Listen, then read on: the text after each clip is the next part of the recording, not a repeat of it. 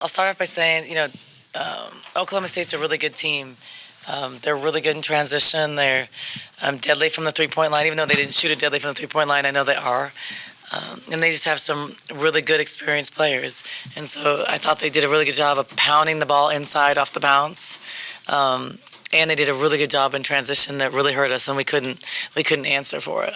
When we tried to press, we were a little slow on our action and gave up layups. So they played a good game today, and I'm sure they didn't play their best. They didn't shoot the ball great from the three-point line, but they distributed a lot of points evenly. I mean, for four players in double digits is in almost six players in double digits. So that's a really good team win for them.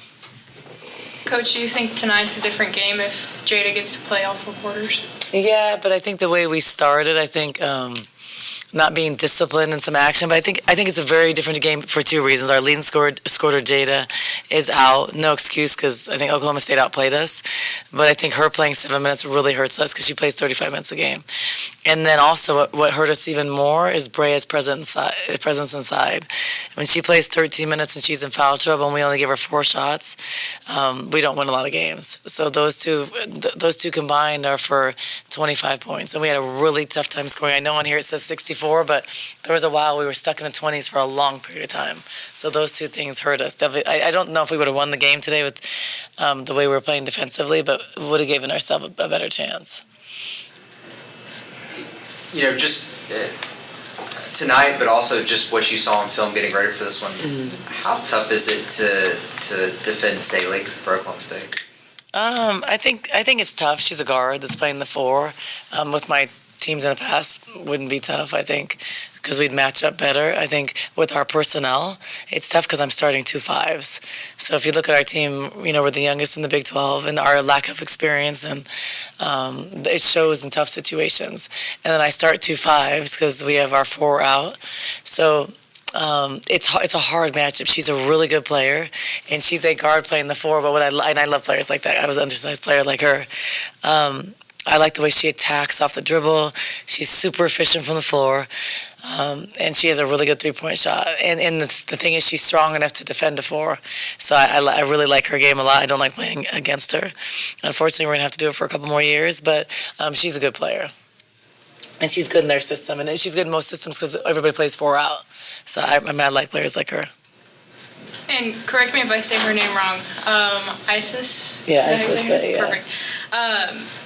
She was obviously a key player for you tonight. Yeah. Did you expect that coming in, or was that kind of something game time came in? No, she's been playing really well. I think when other people have been struggling, she's our most consistent player right now. She's been showing up, and when I talk about our lack of experience, she's also a player that's not very experienced. She was a long-time player that played a few minutes a game at most of her stops, and right now she's turned into one of our best players. She's playing over 30 minutes for the first time in her career. She's shooting over 60%, and she's playing out of her mind. When she first got to Arizona, she couldn't shoot threes. Now she shoots threes in games and makes them.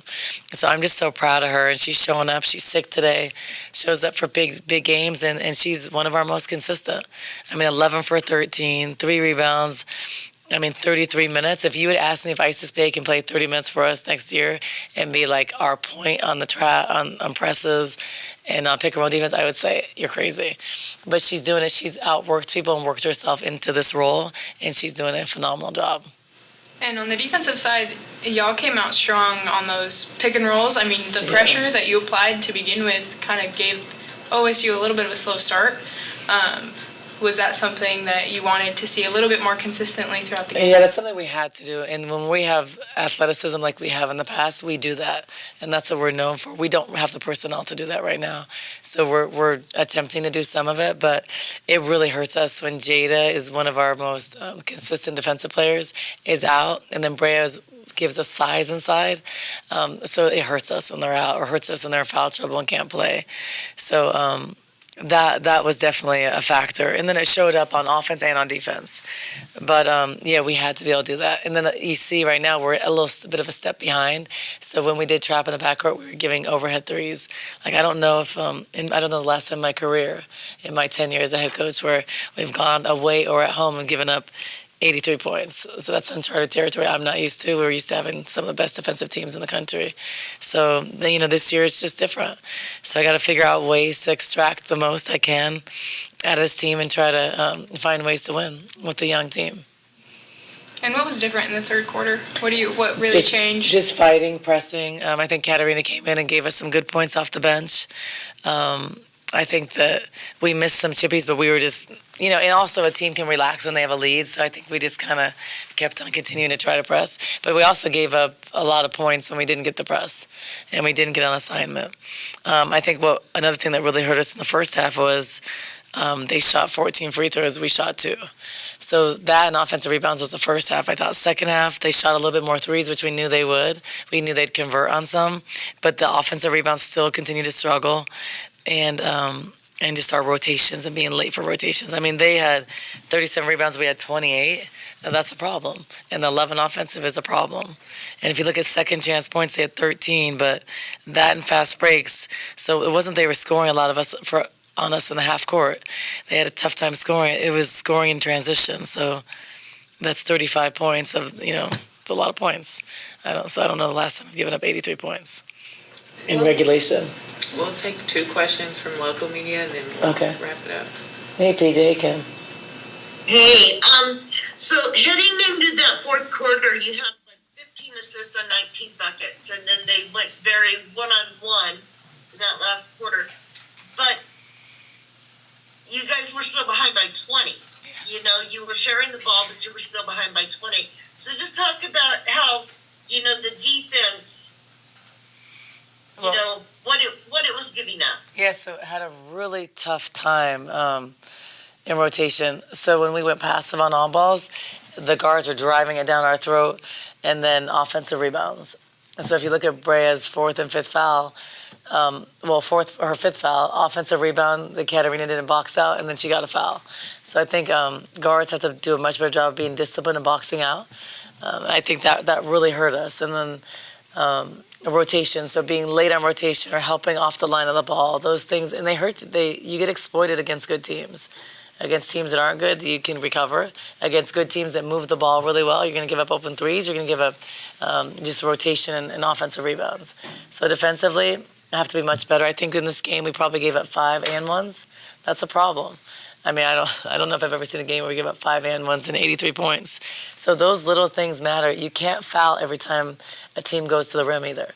So we have to be more disciplined. And I said this before, because these last couple of years we're younger, and that's a fact. And our youth and our focus down the stretch, it really shows because we aren't disciplined in some things. And I always say that the bench is the best teacher. Because when you have like the depth and you have the bench to sit, you sit people for those things, and then you're going to box out. If you miss a box out and you sit for a quarter and a half, what you going to do when you come back in the game? You're going to box out. We don't have that luxury right now, and that's the reality. So I got to figure out different ways to get us to do certain disciplined things, because to me, details really matter. And against top 20 teams, you're going to lose by 20 if you don't do the little things. We'll take one more. How's Jada doing, and how's Mylene? Jada, TBD. We got X-rays. Nothing's broken. It was just a really sore spot, so we don't need to push it and rush, especially when we're down.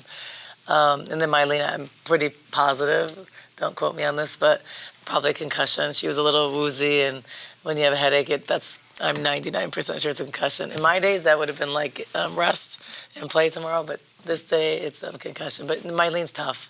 She has that German toughness, so she's probably going to be out. I'm pretty sure, unfortunately. So JR is out, Mylene will be out, and then hopefully Jada's getting better.